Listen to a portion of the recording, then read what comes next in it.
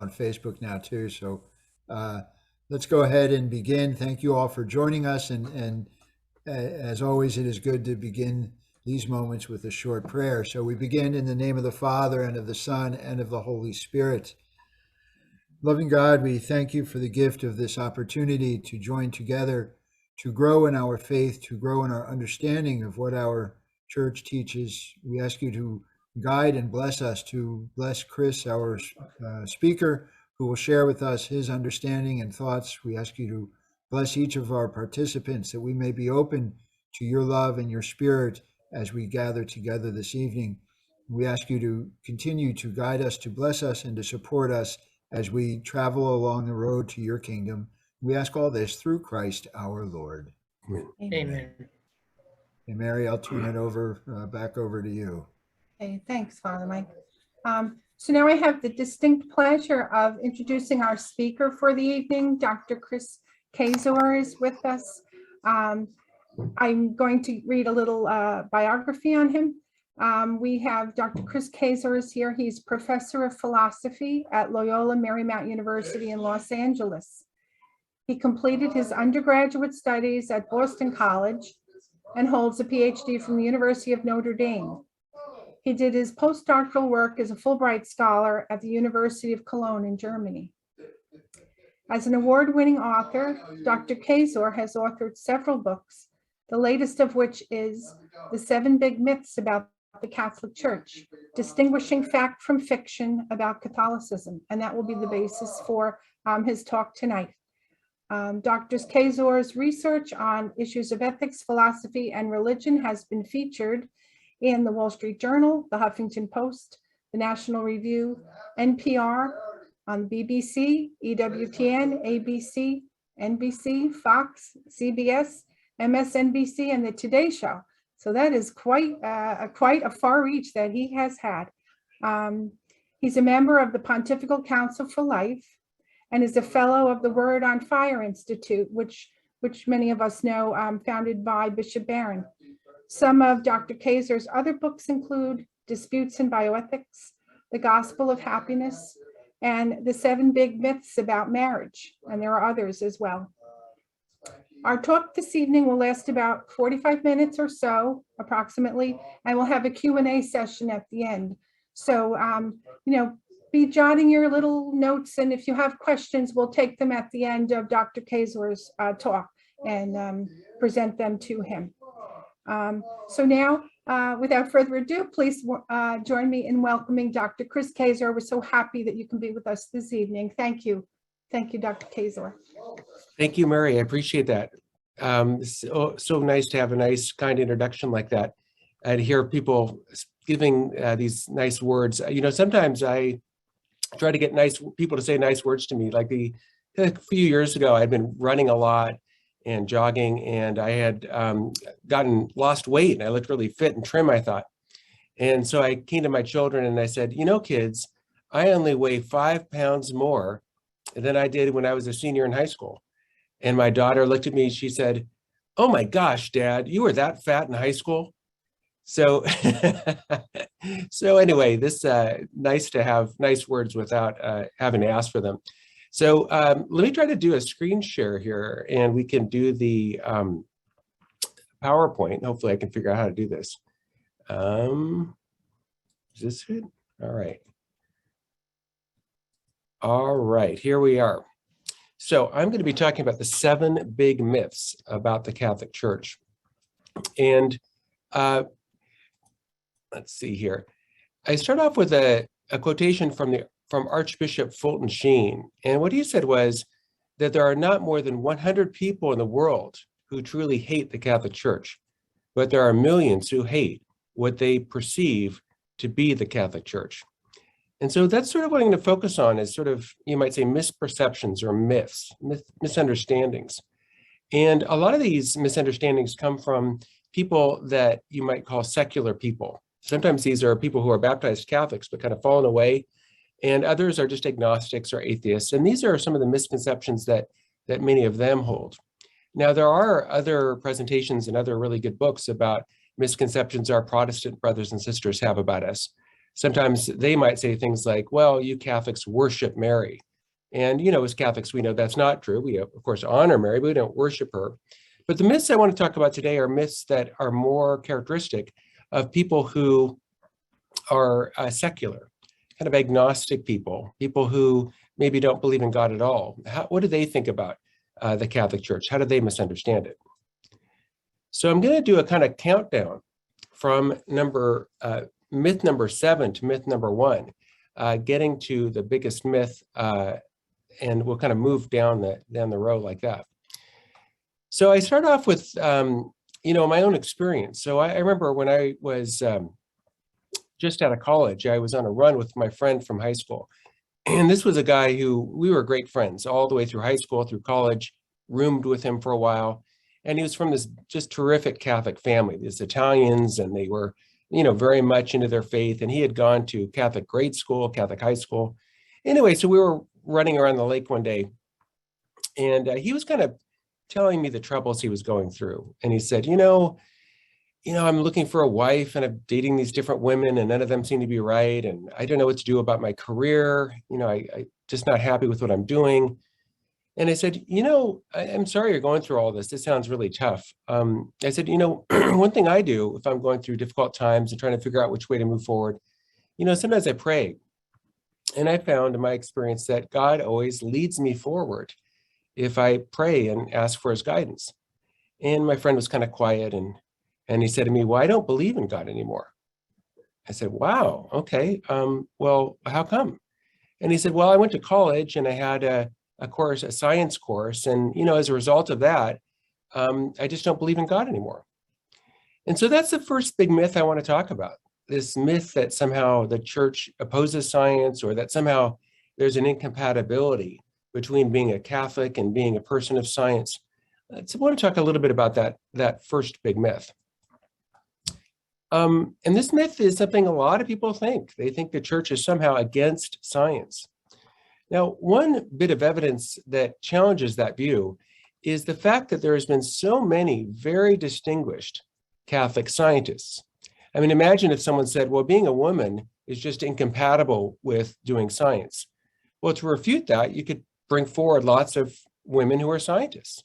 And so in a similar way, the people who think that somehow there's a contradiction between being Catholic on the one hand and being dedicated to science on the other hand, I think a great contradiction to that are people like Father Georges Lemaitre. So here's a picture of Father Georges Lemaitre, who's with Albert Einstein. Father Lemaitre was a cosmologist. He studied the origins of the universe. And he was the first person to come forward with this idea of a Big Bang. At the time when he was writing, many scientists thought that the universe was eternal, that time, space, and matter just always existed forever and ever and ever. And Father Georges Lemaitre, put forward this thesis that no, the universe had a beginning, and it was called, the Big Bang. And scientists like Einstein at first rejected this view. But what happened over the course of the 20th century is that there was more and more scientific evidence that pointed to the beginning of the universe. In other words, science itself came to the conclusion that the universe does have a beginning, that space, time, and matter are not eternal. So Father Georges Lemaitre was the person who really was a spearhead of that great idea. Here he is again pictured with Albert Einstein, and he's credited with discovering, as it were, Big Bang cosmology. Another great example of a Catholic scientist is Gregor Mendel, who was a priest and the father of modern genetics. Yet another example is Copernicus, a Catholic cleric. And he was the first one to propose the idea that the sun is in the center of our solar system and the earth goes around the sun. Another great Catholic, Louis Pasteur, who was the first to introduce vaccinations and also the first to introduce the pasteurization of milk. And then another great Catholic scientist is Galileo. Now, some people use this case as an indication that the church is against science, but Galileo himself did not think that. In Galileo's mind, science and being Catholic were very much compatible. And when we think about the case of Galileo, it is true that Galileo was condemned. And yet, I think it's important to keep in context exactly what that condemnation meant. At the time of Galileo, there were many other people, including many Jesuit priests, who held the same views scientifically as Galileo. They also held that the sun was at the center and the earth went around the sun. But none of those people was condemned. None of those Jesuit priests were condemned. And so the condemnation of Galileo, properly speaking, is not simply about Galileo's scientific views.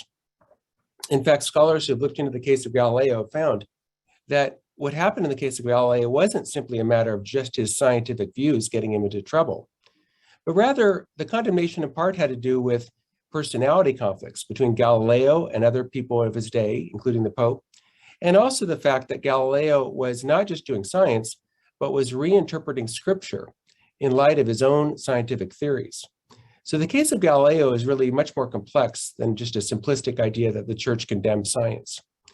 Another factor that needs to be taken into account is that the case of Galileo is extremely rare. So imagine this. Imagine if I ask you, does your mother love you? I imagine almost everyone would say, well, yes, of course my mother loves me. But then if I asked you, okay, well, think back, was there ever a time, an episode, something your mom did to you over the course of your whole life that maybe wasn't loving? And if I think about my own life, I know my mother loves me. My mother's terrific. But can I think of 1 or 2 times in my whole life where my mother was having a hard time and maybe did something that she regretted later? Yeah, that's happened. But it would be a hasty generalization for me to go from that one time my mother was in a bad mood and said something mean to me or something, and then generalize and say, well, that means my mother doesn't love me.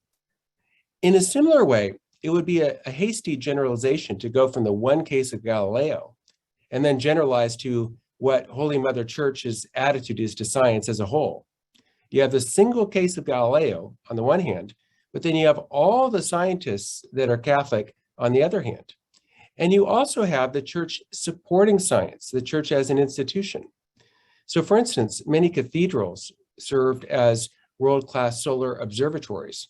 They were deliberately designed not only for worship, but also to serve science. It's also the case that all Catholic universities in the world have departments of science. Think about the University of Notre Dame, for example. They've got a physics department, a chemistry department, biology department, etc. Now, if the Catholic Church were really opposed to science, well, you would not expect them to have any departments of science, right? They're funding scientific research. They're supporting the salaries of professors who do science. So if the church were really against science, well, they wouldn't be doing that. They wouldn't support science in that way. And the reason the church supports science is the church believes that faith and reason work together, that faith and reason are compatible. St. John Paul II put it this way. He said, faith and reason are like 2 wings that the human person uses to fly up towards the truth. Faith and reason both come from God. God is the author of faith. God gives us this gift of faith. God gives us revelation. God gives us the gift of the Bible. And on the other hand, God also gives us the gift of reason. He gives us the natural world. He gives us the ability to learn scientifically. So faith and reason are really 2 different gifts of God. The medievals talked about the book of Revelation written by God and the book of nature written by God. And these 2 books are not contradictory to each other. And what about evolution? Well, some people think evolution shows that faith and reason are opposed. But here's what Pope St. John Paul II said about evolution and the Catholic faith.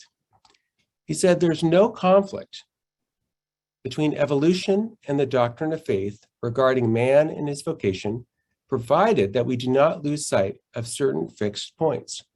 So at least according to the Pope, and not just John Paul II, but also Pope Benedict, Pope Francis, Pope Pius XII, according to all these popes, there is no conflict between believing in evolution and being a Catholic.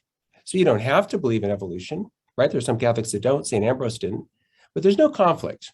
And so the church is not opposed to science, including the science of evolution. So let's move on to the 6th big myth. And this is the myth that the church hates women. The church is misogynistic. And this is also a myth. And I think that if we think of this idea of the church hating women or the church being opposed to women, I think it's important to go back to the example of Jesus. So the example of Jesus, when we look at how he treated women, what do we see? Well, we see, for instance, the woman at the well. There's this woman who's coming who wants water, and she's a Samaritan woman. And rather than reject her or, call her out, Jesus has this long conversation about her and invites her to seek after living water. We have Jesus' interaction with the woman caught in adultery, right? This woman is accused of adultery and they want to stone her to death. And Jesus saves her life, right? He says, let the one who has no sin cast the first stone. So here we have Jesus treating not just a woman, but a woman who's caught in the very act of adultery in a very kind and merciful way. We have women being the very first to encounter the risen Jesus. And so women are the first privileged witnesses of the resurrection. So if we look at the actions of Jesus, if we look at the attitudes of Jesus, we don't find a hatred of women at all. We don't find a condemnation or the idea that women are second class or really aren't important. Rather, if we look at Jesus himself, we find him being very loving and accepting of women, of him recognizing the worth and value of women. And in fact, giving women a privileged place as the very first to see him after his resurrection.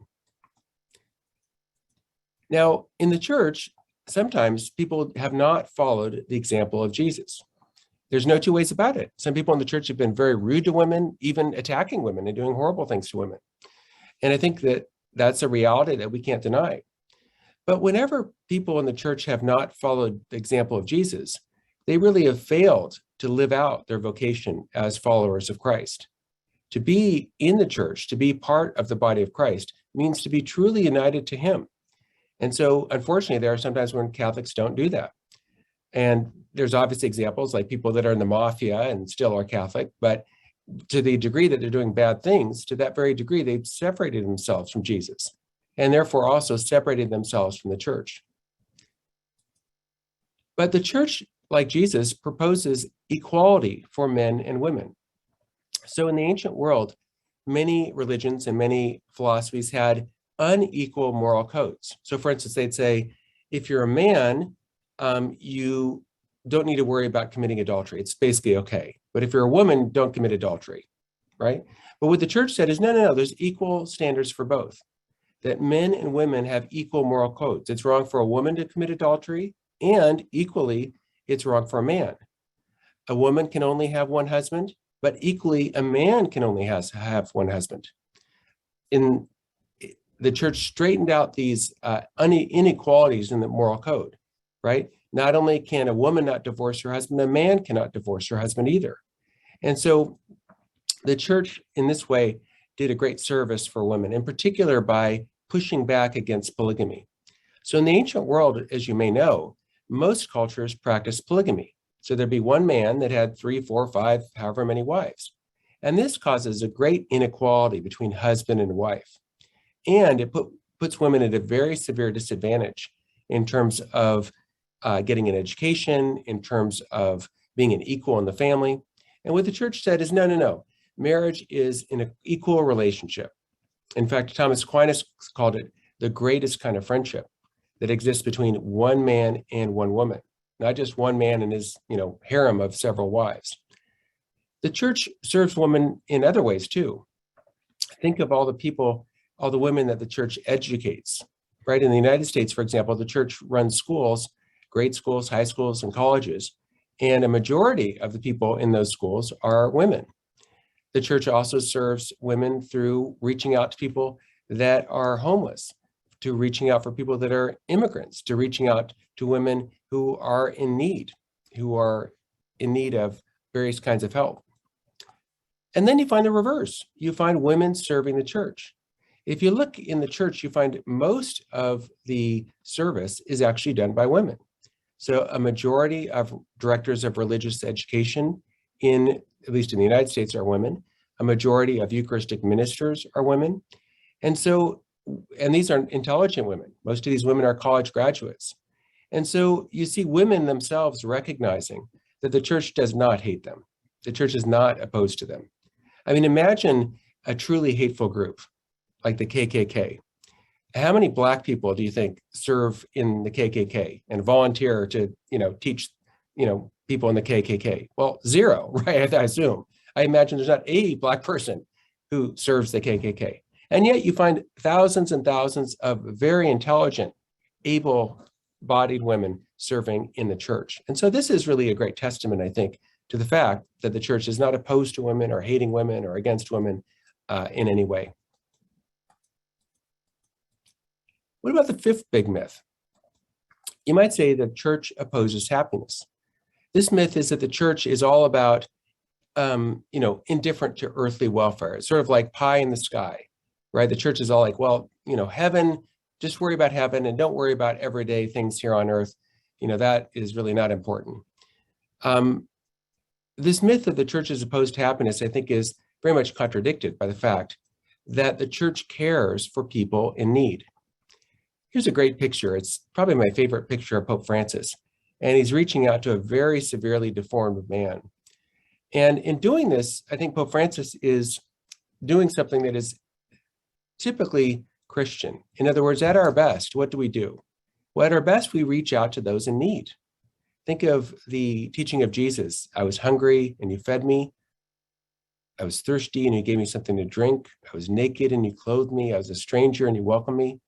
That's the call of Christianity, to care for those who are in need, not just in the afterlife, but here and now, right? This poor guy who I'm sure because of his disfigurement has been very much not accepted and marginalized. And here the Pope is embracing him in a very warm way.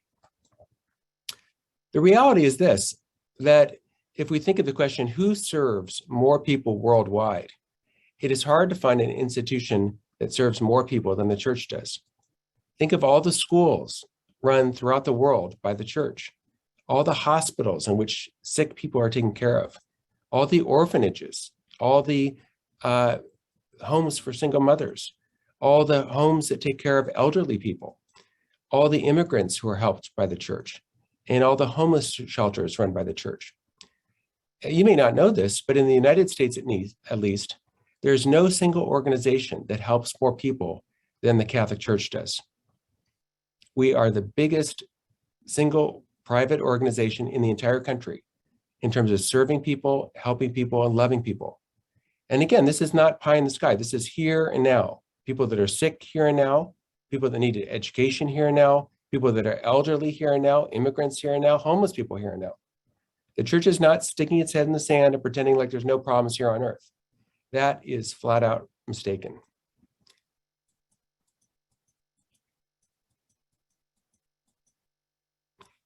The church also helps, you might say, in more spiritual ways or psychological ways. And I've talked about this in another book I wrote called The Gospel of Happiness. And what this book talks about is all the ways in which the church helps people to have a better life. One of those ways is by promoting forgiveness. A deep part of our Catholic faith is to forgive others. I mean, think about the Our Father, right? Right in the middle of it is forgive us our trespasses as we forgive those who trespass against us. And it turns out psychologically that forgiveness is incredibly important for us to be happy. If we're not people of forgiveness, we're going to hold grudges, we're going to get sicker, we're going to have all kinds of problems.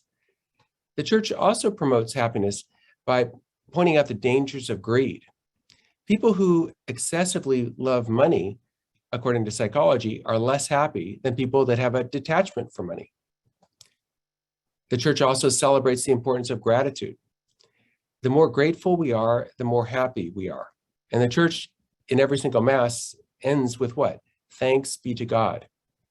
And every single Eucharist, and the Eucharist is just Greek for Thanksgiving, is an occasion for thanking God for all the blessings in our life. And if we follow the church's advice in this, we are going to be happier because we're going to see all the good gifts that God has given us. The church advises us to serve and help others. And this, according to psychologists, is a great path to happiness. The church emphasizes the importance of prayer and meditation. And we know in these times of COVID how important prayer and meditation is for fortifying ourselves against adversity. Let me talk about the fourth big myth now. And that's the idea that the church hates gays and lesbians, that the church is opposed to people that identify as gay, lesbian, transgender. It's the myth of Catholic homophobia and inaction against AIDS and HIV.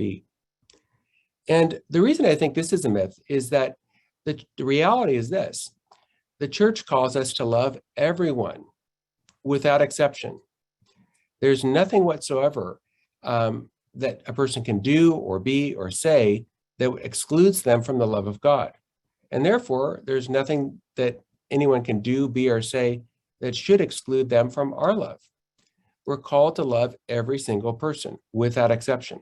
And so if some Catholics don't love gay people, they are failing to be good Catholics. We are to love everyone, 100% of people. Now, loving someone does not necessarily mean agreeing with them. So I should love Republicans, and I should love Democrats, and I should love people that are independent. But I can't agree with the political positions of all Republicans and all Democrats and all independent people. So loving someone doesn't mean necessarily agreeing with them or thinking what they're doing is a good idea, but we are called to love everyone. And to the extent that anyone fails to love gay people, they fail to be a good Catholic. The church's response to AIDS and HIV exemplified this love. So you may not know this, but the very first AIDS hospice in the United States was founded by Mother Teresa's sisters. The very beginning, when AIDS was killing people in New York, Mother Teresa and her sisters reached out and cared for them. Again, exemplifying what we Catholics should be doing. And some people fault the church for not promoting condoms, but Edward Green, who was the director of the Harvard AIDS Prevention Project, pointed out that in Africa, at least, it's more effective to promote abstinence than to promote condoms. His own research, and he's not a Catholic, he's a secular researcher, his own research came to the conclusion that promotion of condoms in Africa was actually more detrimental. And the church's message of abstinence before marriage and fidelity in marriage was actually more effective for preventing AIDS in Africa. The third big myth that I'd like to talk to you about is that the church opposes same-sex marriage because of bigotry. The idea here is that, and this is in a court case, that limiting marriage to one man and one woman is bigotry because its sole purpose is to demean and humiliate same-sex couples. And I think this is also a myth that this is the motivation for the church's view. Part of the reason I think it's a myth is, do we really want to say that everyone who is against same-sex marriage is a bigot? Well, if so, we'd have to say President Barack Obama was a bigot, because here's a quotation from President Obama. I believe that marriage is the union between a man and a woman. Now, for me as a Christian, it's also a sacred union. God is in the mix. So do you really think President Obama was a bigot until he changed his view? I find that kind of hard to believe. In fact, the reality is that limiting matrimony to one man and one woman is not a matter of bigotry. Think about the word matrimony. What does that word mean? Well, the word matrimony comes from two Latin terms. One is matri. It comes from the Latin word for mother. And moni is a duty or obligation. So the whole idea of matrimony is a duty or obligation to the mother. But of course, a woman becomes a mother through union with a man, right? And so the whole idea of matrimony involves a woman, a mother, and a man. So this is not some arbitrary, bizarre or just pulling it out of a hat kind of limitation on matrimony that involves a woman, a mater or potential mother, and a man. The second big myth I want to talk about is this myth that says that the problem of priests sexually molesting boys would be solved if priests were allowed to marry. So I want to talk a little bit about the sexual abuse crisis. And the myth is, well, if the church would, for instance, allow priests to marry, well, then none of this would have happened. None of the abuse crisis would have ever happened. Let me make a few things clear. My view is that all abusers should be punished. Every single abuser should be punished, both by the civil law, the secular law, and also by church law. So an example of this would be former Cardinal Theodore McCarrick. he has now been punished by the church. So he was lost his office of being cardinal, and he also lost the exercise of his priestly ministry. And so he was punished in terms of the church. And I hope he gets punished also by the secular civil authorities. And that's true of everyone who is an abuser. I hope they deserve all to be punished without exception. Secondly, all who cover up the abuse should also be punished. And so there were some people in the church, I think of, for instance, Cardinal Roger Mahoney in Los Angeles, who covered up and moved people around, and they too deserve to be punished by both the church's law and also by secular law.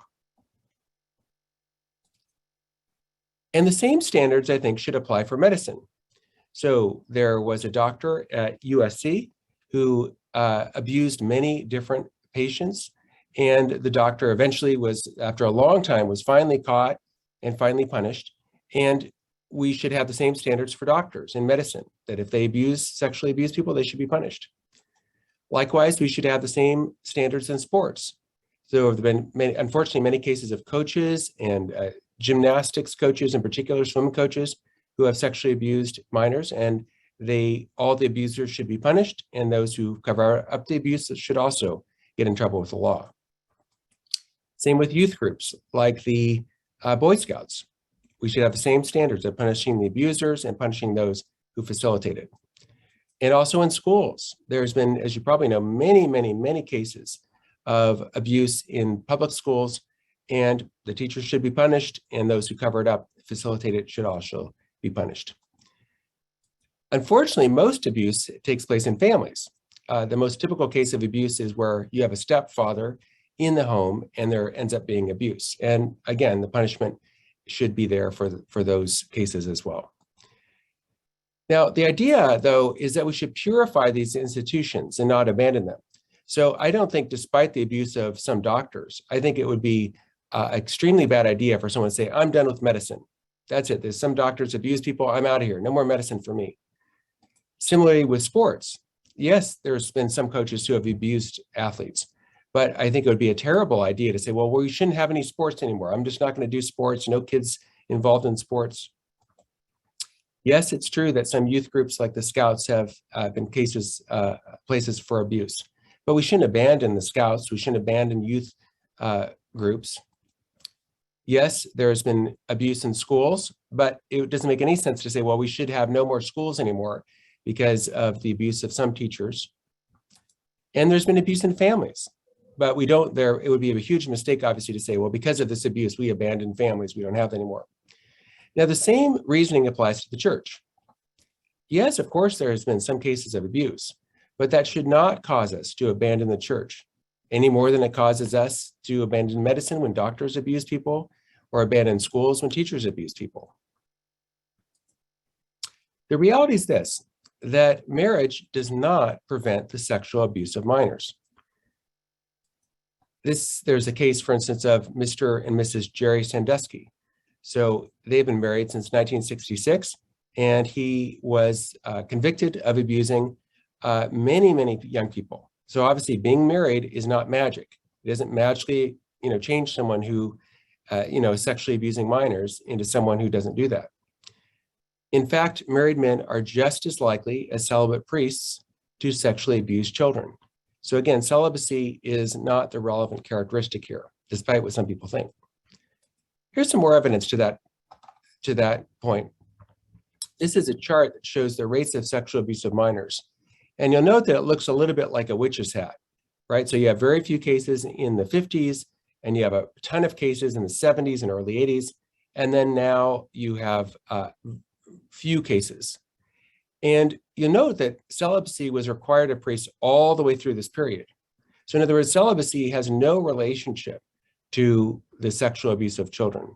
And this has been found also by the fact that Catholic clergy are no more likely to abuse children than clergy or non-clergy. So you find, unfortunately, sexual abuse of children also among married Protestant clergy.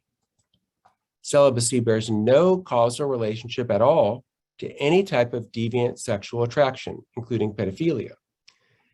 This is also seen through insurance companies, that make their money by knowing the stats. And there's just no evidence at all that celibacy has caused any of these sexual abuse problems. So the sexual abuse of minors is not necessarily pedophilia. In the United States, there's about 68 million Catholics. And in 2011, there were 7 credible accusations of sexual abuse by a priest. In 2009, there were 6 credible accusations. And so you find actually, in fact, today, very, very few cases of credible sexual abuse by priests.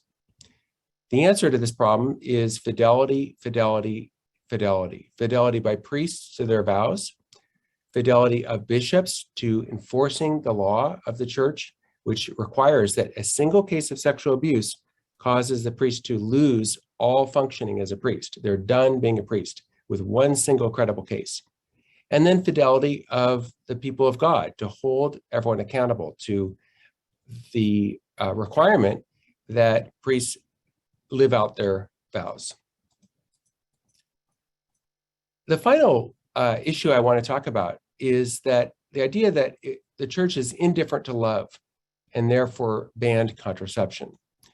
So the reality, I think, is that the church's view on contraception simply cannot be understood outside of the church's view of procreation.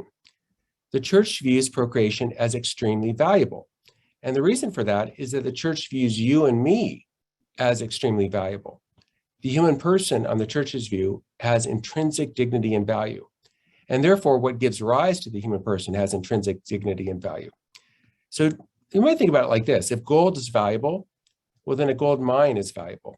If cash is valuable and money is valuable, well, a lucrative career is valuable.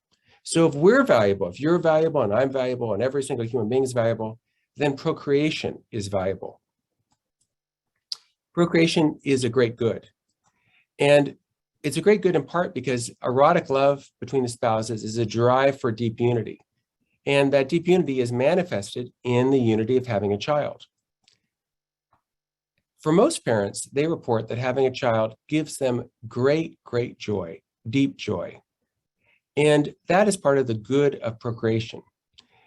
The good of procreation is seen by the fact that for most people, having a child, becoming a mother or a father, is one of, if not the, most important thing they do.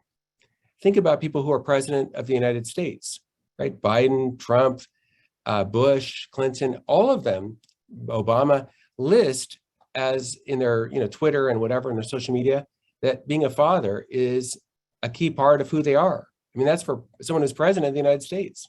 So to be a father, to be a mother is an unbelievably important role. And it is one that gives great joy to almost all parents. And it fills parents with gratitude. Gratitude, because when you become a parent, you realize what your own parents did for you. And that can fill you with great gratitude towards your parents. It can fill you with great gratitude to God for the gift of this son or this daughter.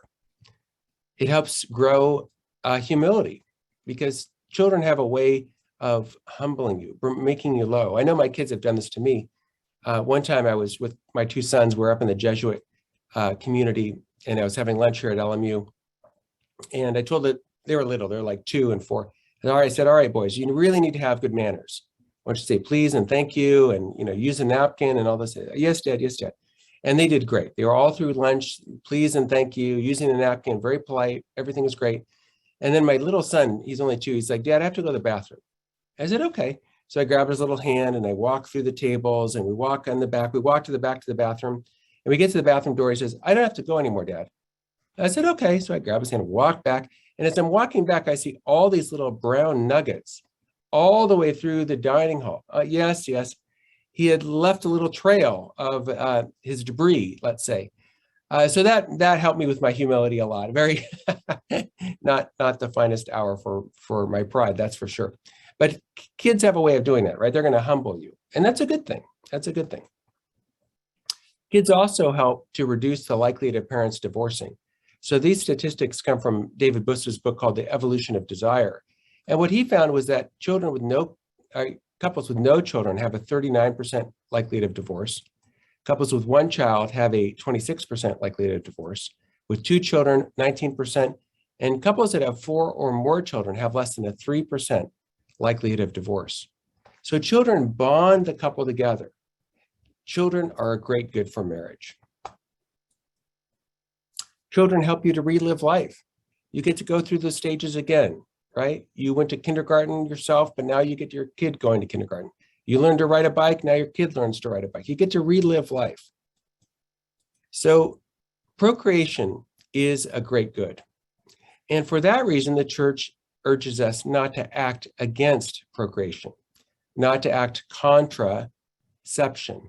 It's not that the church is against love, the church is for love, and the church is for a fruitful love. And therefore, the church is saying yes to life, yes to openness to life. And this ultimately helps us get to heaven. Why? Well, because what is getting to heaven? Getting to heaven is getting to have perfect love for God, perfect love for others. And being a parent is one way towards moving towards heaven. Jesus said that he'll separate at the end of time those that are going to heaven from those that aren't. And he said to those that are going to heaven, he'll say, I was hungry and you fed me. I was thirsty and you gave me something to drink. I was naked and you clothed me. I was a stranger and you welcomed me. And if you think about it, you know, I remember one time hearing that story, and as a kid, I looked around in church and I thought, well, everyone who's going to heaven, no one's going to heaven. Like Mother Teresa and her sisters, maybe, but no one else. But it was only after I became a father did I realize, you know, every good father and every good mother literally does all those things, right? The child's hungry and they give the child something to eat. The child's thirsty and they give the child something to drink. The child is naked and they clothe that child. And isn't it true that every baby, every son, every daughter comes into the family as a stranger? You don't know what they're going to be like. Maybe they'll be really smart. Maybe they'll have learning disabilities. Maybe they'll be a great athlete. Maybe they'll be very clumsy. Maybe they'll be very handsome or beautiful. Maybe they won't be. But if you're a good father, if you're a good mother, you welcome that child into your home anyway. And so maybe at the last day, many of us will hear from God, well done, good and faithful servant. You serve me under the guise of your child, under the guise of your son and your daughter. And maybe we'll be in heaven together because of how we acted towards the least of these vulnerable, small human beings who became our children. So, 7 big myths about the Catholic Church. It's not true that the church opposes science. It's a myth. It's a myth that the church hates women. It's a myth that the church is opposed to happiness. It's a myth that the church hates gay people. It's a myth that the church opposes same-sex marriage because of bigotry. It's a myth that priestly celibacy caused the sexual abuse of minors. And finally, it's a myth that love and procreation are opposed. So thank you very much for your attention, and I'll be very happy to entertain any questions you may have, and we can maybe open it up for questions now. So thank you very much.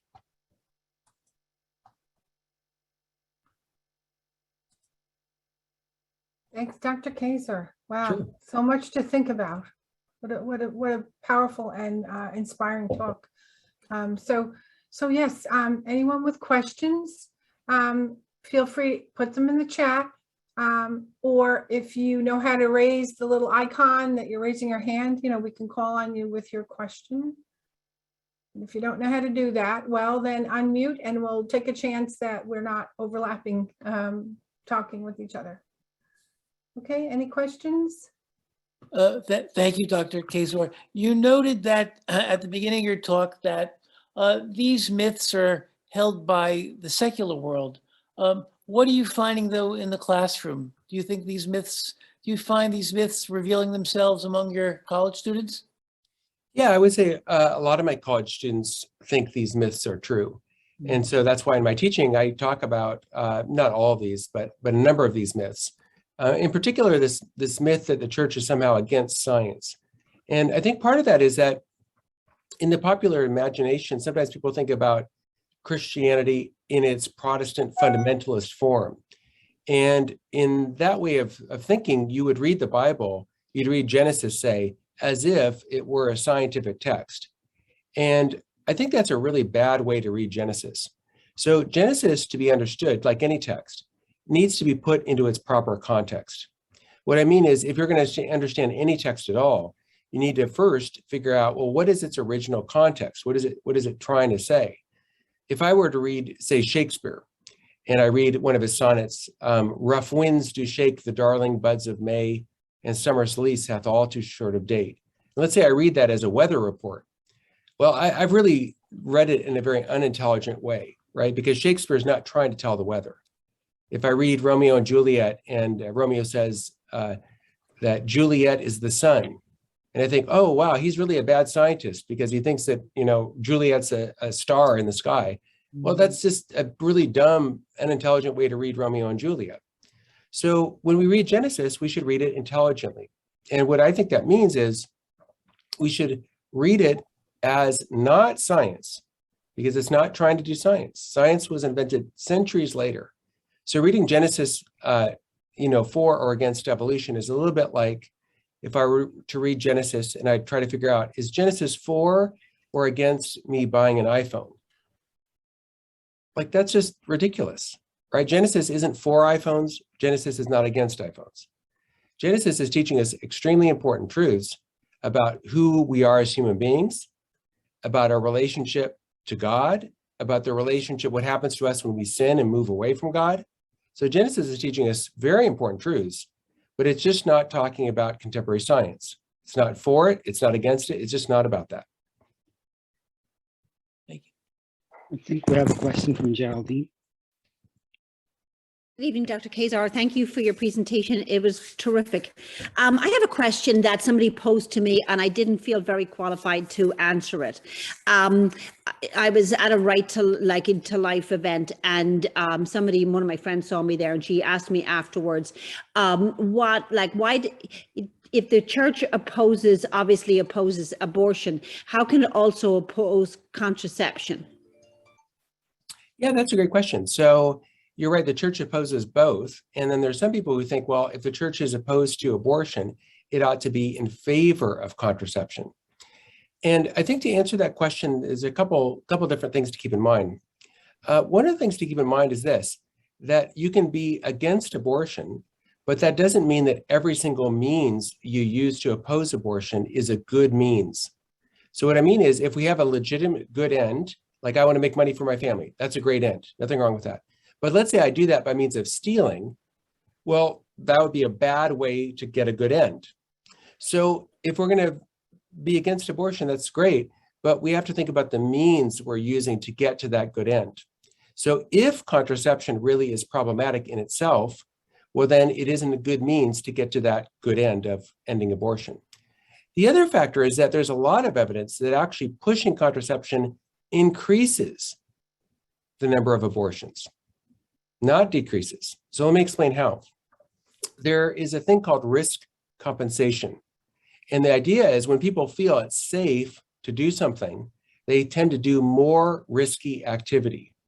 So what you find is when contraception is pushed, very often people will have sex with more partners, will have sex in a way that leads to actually over time an increased number of unwanted pregnancies. Not a decreased number, an increased number. So I've actually written about this. So if you want to see the statistical analysis on this, if you email me, I can email you back with the paper I've written about it. But there's basically a lot of evidence that basically, because of risk compensation, many people who start to use contraception end up having sex with more people than they otherwise would have, and therefore actually having a higher number of unwanted pregnancies. So that's what I would say to your friend. Okay. All right. Thank you for that. I appreciate it. Sure. Thank you. I believe, has a Mishi, question you're as up well. next. You'll have to unmute yourself before you talk.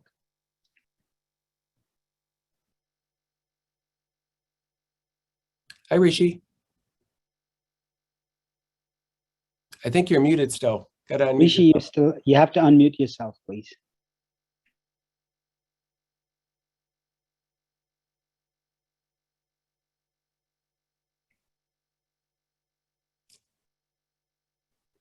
Mary, you could invite people to put it in the chat because I think maybe people are having trouble unmuting themselves. Okay. And Rishi, if you're still there, do type your question in the chat for Dr. Kaczor. I think he's on an iPhone, so it's a little bit challenging to put that on the chat. Okay. Probably. So, And any other questions?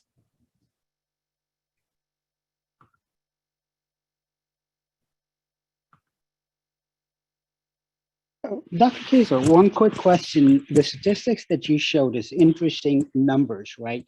But was there any additional stats that in the 50s or before then, there were less cases of abuse reported because of, the stigma associated with it? Would that be factored in, or just a question on site? Yeah, that's a great question. So there's always some difference between the actual cases and reported cases. And so it can be hard to determine, whether the difference is that they're just not reported or whether the difference is fewer numbers of cases. Part of the problem too is if you're talking before 1950, you're talking about so long ago that many of the people involved will be dead, right? I mean, in other words, if you're getting sexually abused in 1940, right, and you're 20 years old in 1940, there's a really good chance you're dead now, right? Because even a baby in 1940 now is 80, right?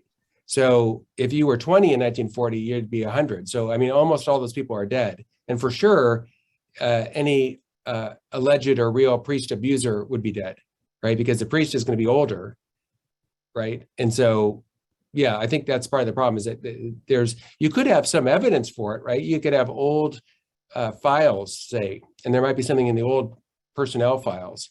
And I don't know whether they retain those files when some, priest dies. I assume they do for a while at least. But would they retain the file of a priest who died in 1950?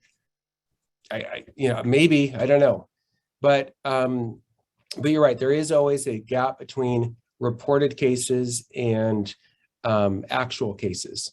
So, but I do think that the fact that it's sort of a witch's hat suggests that we shouldn't assume it just was always a high number. I think it's much more likely that it was a low number, in part because the John Jay report that went over all these stats, what they found is that there is a huge shift in the kind of discipline and the kind of expectations that took place in seminaries and for priests around the 60s and 70s. And I actually know this in an anecdotal way because my father-in-law was in the seminary for, I think, 10 years or 12 years or something. He was in the high school seminary and college seminary. And anyway, what he told me, and this was in the early 70s, late 60s, early 70s.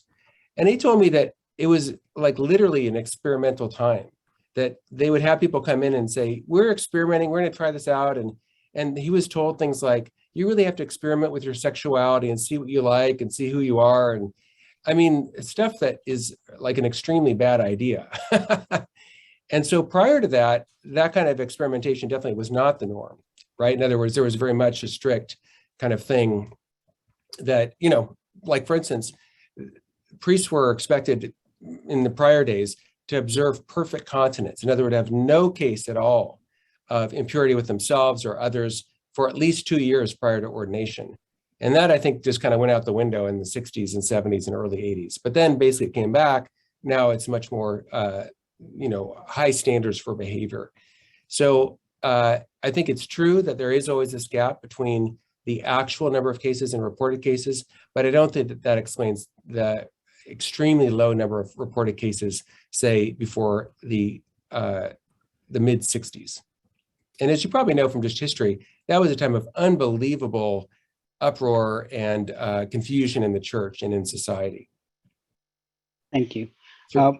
I know we have 2 questions on the chat, and then the gentleman who was trying to ask the question, his questions on the chat, and I know I have 2 hands risen here. So I'll read the first question from the chat, then we'll go over to Geraldine, Anthony, and then we'll read the last question on the chat.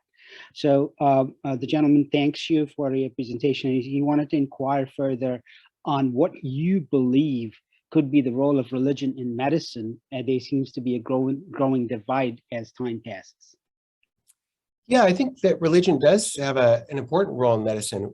This was brought out actually in terms of the recent COVID situation. So there's been some research that shows that people of faith actually were much more resilient going through the terrible situation of COVID. Doctors and nurses that were people of faith were better able to serve and had less burnout than people that did not. And you see this also in terms of caring for patients. So for instance, there was a study that the Los Angeles Times talked about of suicide. And it indicated that there was one group of people who had 0 cases of reported suicide in this huge study. And that was women who went to church more than once a week. In this whole study, this huge study, there's 0 cases of suicide among them. And so I think medicine itself can recognize that religion, the practice of faith, can have a very beneficial effect, can be very, very helpful for mental well-being. And it can be very helpful for physical well-being.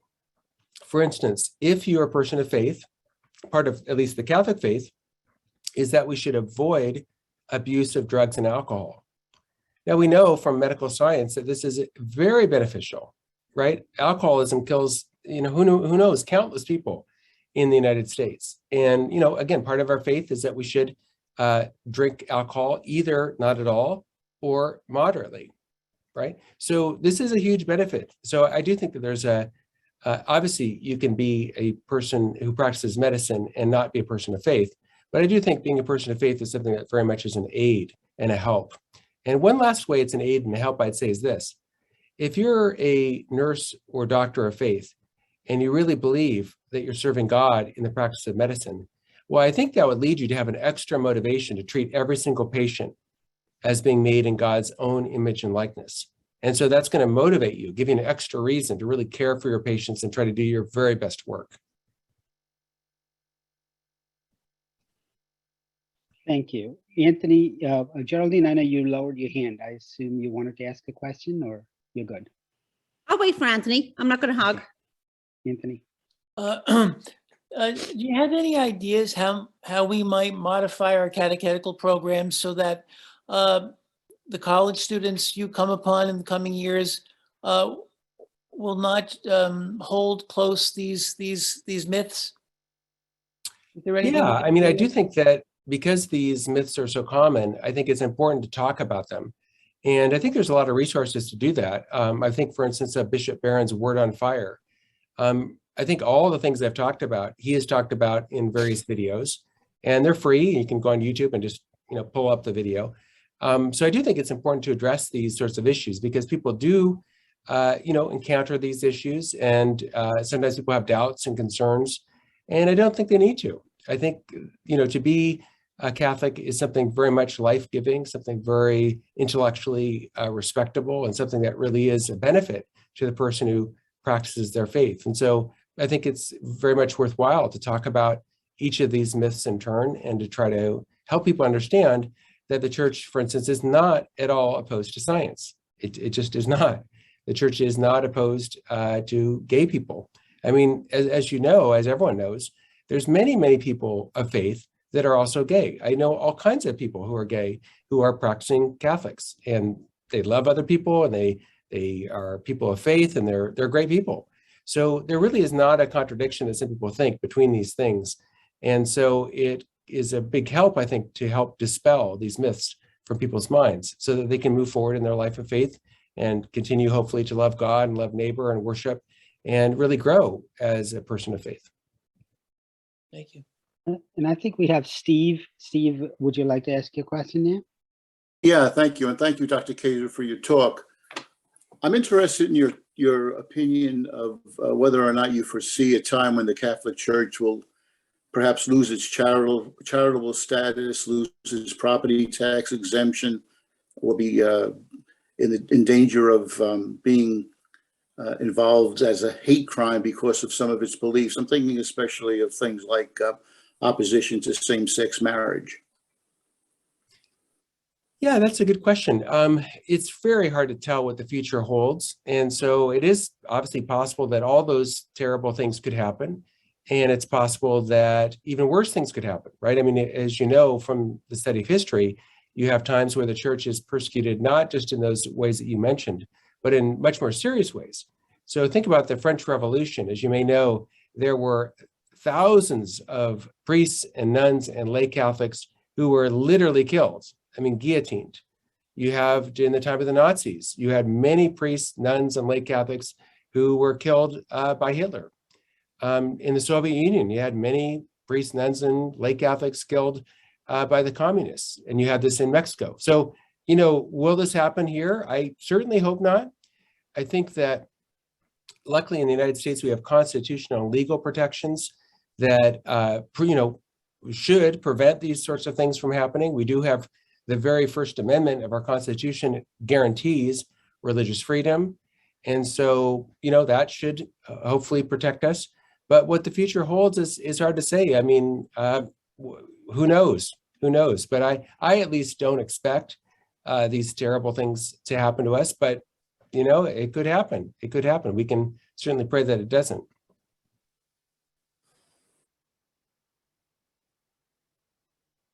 Mary, you had a question there?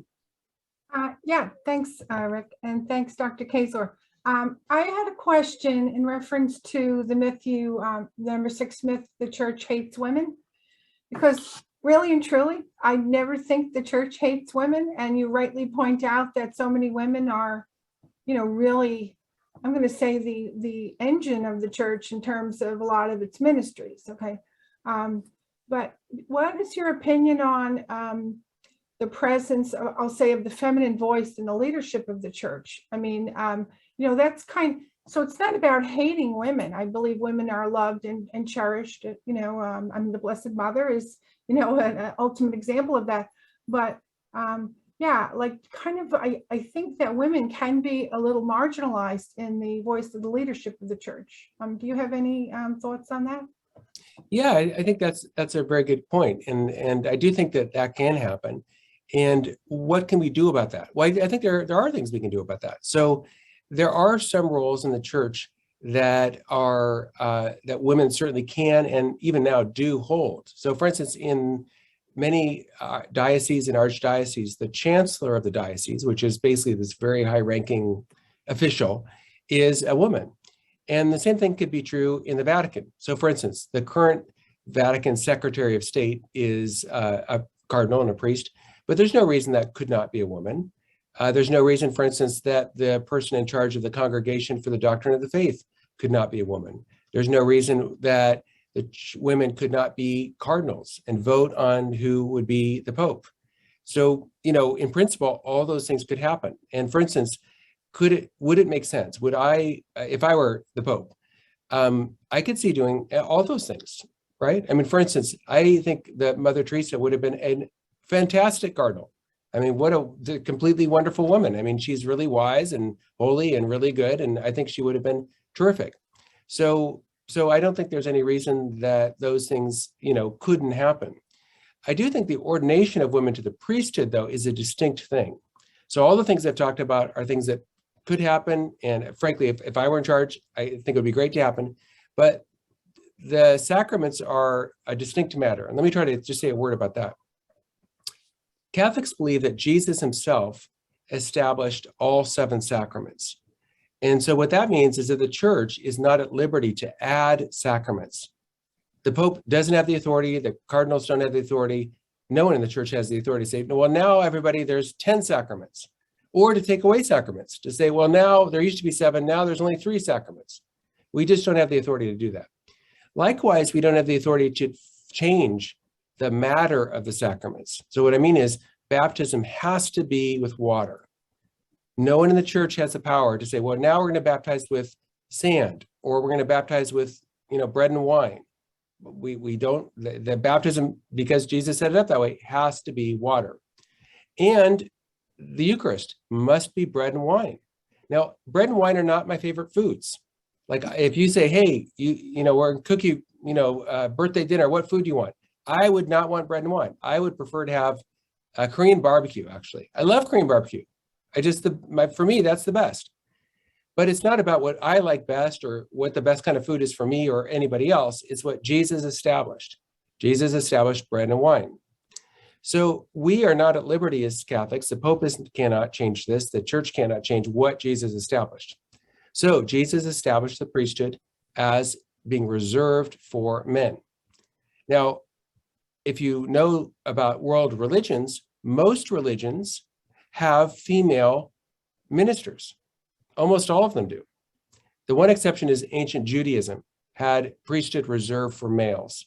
And Jesus broke with ancient Judaism, as you know, in many ways, right? Talked to the Samaritan woman at the well, did all kinds of things that broke with the laws and customs of his time. But this he didn't do. Now, why did he do that? I don't know. I have no idea. I think that it's clearly true that there are some women who are smarter than some men. No two ways about it. Some women who are holier than some men. No two ways about it. So it's not about women not being smart or not being holy. Some women would be great at giving a sermon. Some women would be great at hearing confession. No two ways about it. So I didn't set up the church. I don't know exactly why Jesus chose bread and wine. Again, it's nothing against olives or against meat, or, I mean, I love those things. That's great. But again, we don't have the liberty to say, well, we're not going to use bread and wine for the Eucharist, or we're not going to use water at baptism, or we're not going to use the baptized male for ordination. But it's not that somehow women are not good or second class or not holy. There are many women that are holier than men. And in fact, frankly, I would say in general, if I had to just choose randomly, I would say the average woman probably is holier than the average man, honestly. I really would say that because in general, women, I would say, and there's lots of statistical evidence on this, women in general are more spiritually attuned than men in general, right? So again, it's not about women somehow being second class or less holy. That's just not true. Okay, thank you very much. Sure. Thanks. Geraldine? Hi again, Dr. Kaczor. I have a question for you. If the Pope was to ask you your opinion on how he best get his message out to the everybody around the world about speaking up for your faith, defending your faith, based on the the myths that you have just laid out, what would your advice be to him as to how to get that messaging out? Reason why I'm asking that is right now we're in this process of the synod and synodality, and we're getting feedback from people, young people, of all ages and in demographics. And some of the feedback that we've gotten is that it's not an easy time right now to be a Catholic out in the world, because of some of the myths that are out there, and and people feel like it's easier to stay quiet. What would your advice be to the Pope if you were going to put out a single message on this issue? Wow. Thank goodness I'm not called by the Pope to give him advice very often. So, I think for me, I would look for where there's been success. In other words, what sort of ministries, what sort of activities have really been fruitful. So you're right, there's obviously things that aren't going well, but I'd look for what is going well. Where can we find success? And for instance, in my opinion, one thing that I've seen that seems to be very successful is the Word on Fire ministry of Bishop Barron. I think that's really been just brought lots of good fruit and good things happening there. I think of people like Scott Hahn, again, someone who's really just seems to have really reached out to people in a very effective way. And so I guess if the Pope asked me for advice, I would suggest maybe encouraging those sorts of activities and those sorts of apostolates, those ways of reaching out to people. So I think you're right. Sometimes people feel kind of embarrassed or ashamed.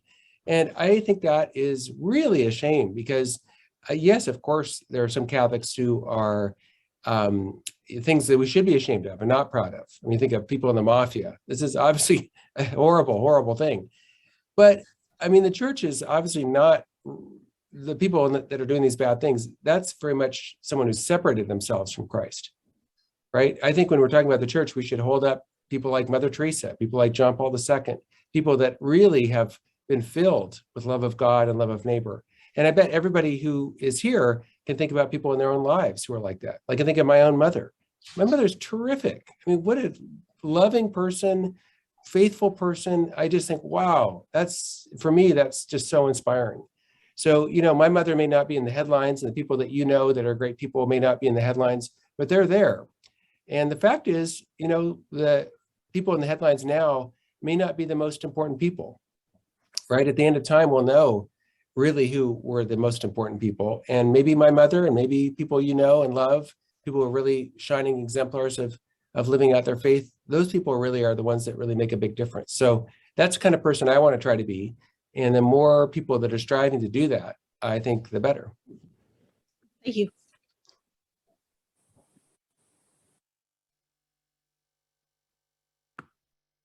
Okay, any other questions or comments for Dr. Kaczor? I have one quick question, actually. So it's another very interesting thing in terms of the overall myths, and one of them was about priests being married, right?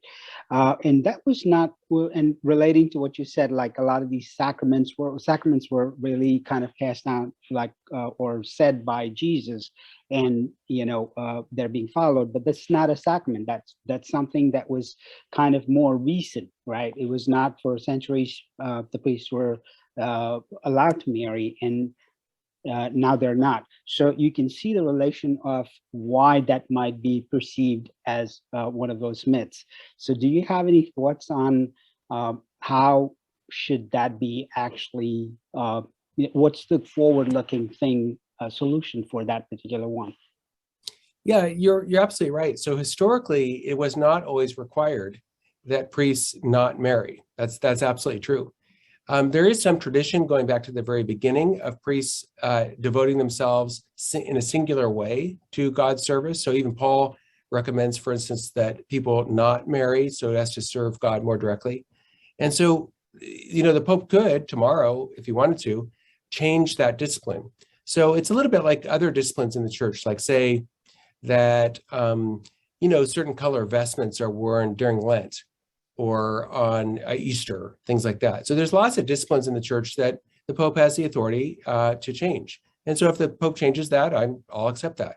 I do think, though, that there is a reason that the current discipline, which has been going on for over 1,000 years, really does make sense. And I think part of it has to do with the way in which a married person's love is focused. So what I mean is this: I'm married, and I have a special duty and obligation to love my wife and to love my kids. So in other words, my love should be focused and particularized on my wife and kids, on my own family.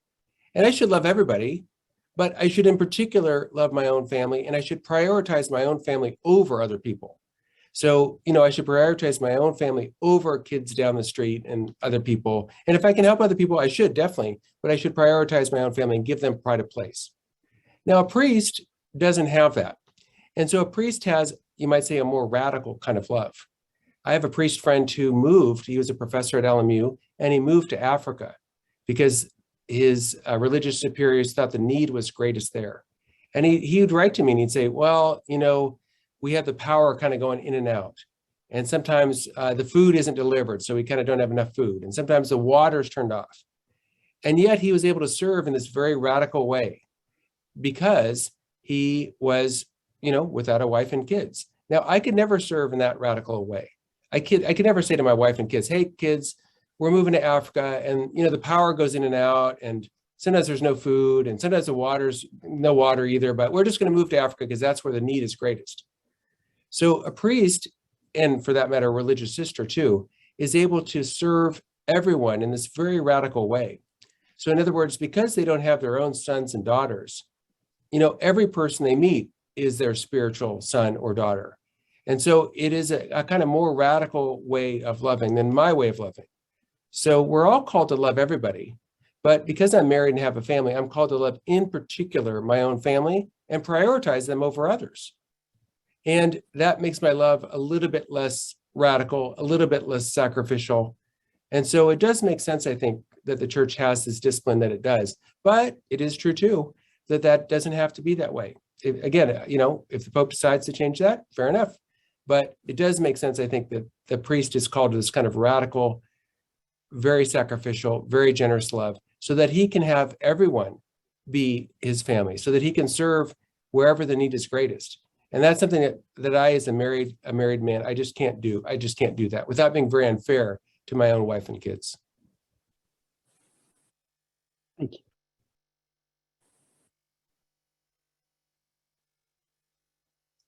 Okay, I think we covered a lot. Thank you so much, Dr. Kaczor. Father Mike, would you have any closing comments? Remarks? Yeah, on behalf of all of us, thank you so much for sharing your wisdom and your thoughts and your understanding of these things. And they're things that, you know, we obviously encounter each day on one level or another. As a trained scientist, I would agree with you about the church supporting science rather than not supporting it. But it's good to hear your insights on all of those myths. So on behalf of all of us, thank you, Dr. Kaczor, for sharing your thoughts and your wisdom and your understanding of those areas. It's enlightening for me and some new ideas of ways to explain certain things. So personally, thank you as well. Great. Thank you very much. It's awesome. And Rick, can you just say a word about the recording? I saw in some of the notes you sent that it's going to be available for people. Yes, Dr. so Kazor's talk? this was broadcast like simultaneously live streamed on Facebook as well.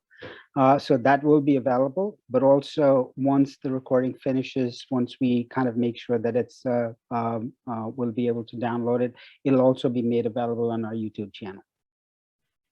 And we'll post a link to that YouTube channel recording on our website as well. That's great. Okay. Thank you. Thank you, Rick. Once again, thank you, Dr. Kaczor. God bless you, right? Your Yeah. message getting out to all the kids and, you know, through the other channels that, you know, you are present on. So we appreciate that and thank you. Okay, Great, Anthony, thank you. Anthony, any parting comment from you? No, thank you. Thank you so much. It was illuminating. And I know in your book, you take up these myths in greater detail. And I would encourage people to have a look at the book.